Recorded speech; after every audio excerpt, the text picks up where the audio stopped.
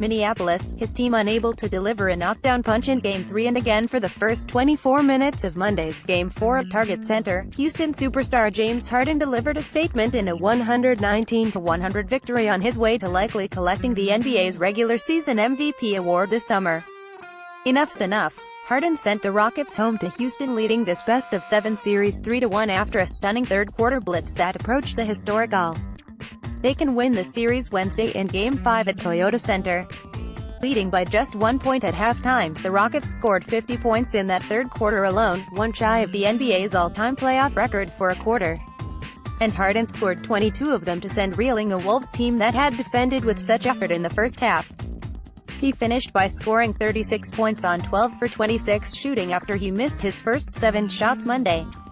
The Rockets' 50-point third quarter is the second most scored in league playoff history, 1 point fewer than the 51 points the Los Angeles Lakers scored in a fourth quarter against Detroit on March 31, 1962. The Lakers outscored the Pistons 51-30 that night and still lost, while the Rockets outscored the Wolves 50-20 just when it seemed like the Wolves might be serious about sending the series tied 2-2 back to Houston for Wednesday's Game 5. The Rockets led by as many as 35 points in the fourth quarter, and by then an 18th sellout crowd this season had noticeably headed for the exits with 7 minutes left in the game.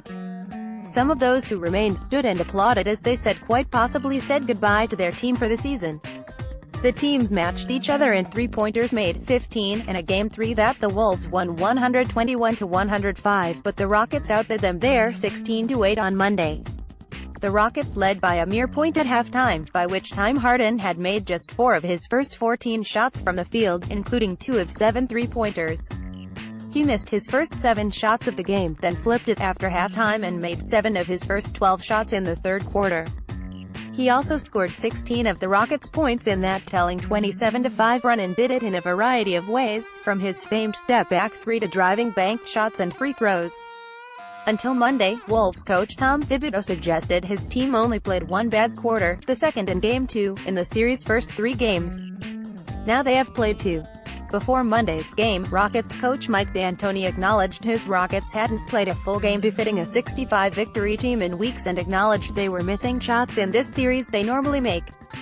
He also made a promise, "We will," he said. Before the game, he said, "We don't have a lot of guys shooting well. It has been that way for a little bit. We've been uneven. I think we're getting the shots we want, the ones we've had all year.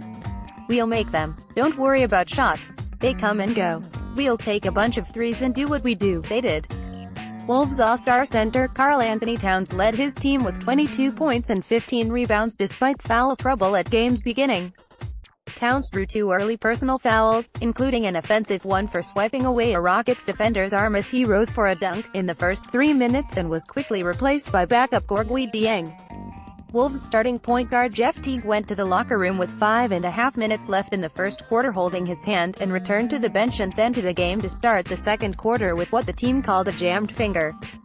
With Teague temporarily out, Rose entered the game early because backup point guard Tyus Jones had a sore knee and was deemed available on an emergency-only basis. Rose entered and did what he did in Game 3, energized the Wolves with defense and his relentlessness driving the ball to the rim. He scored 11 of his 17 points in a first half when the Wolves led by as many as 7 points and trailed by as much as 5. The Rockets led 46-42 with 4 minutes left before halftime and still led 50-46 before the Wolves scored the second quarter's final 3 points to trail 50-49 at intermission. They would have fared better had they not missed 3 free throws, 2 by Towns, 1 by Andrew Wiggins, in the half's final 137.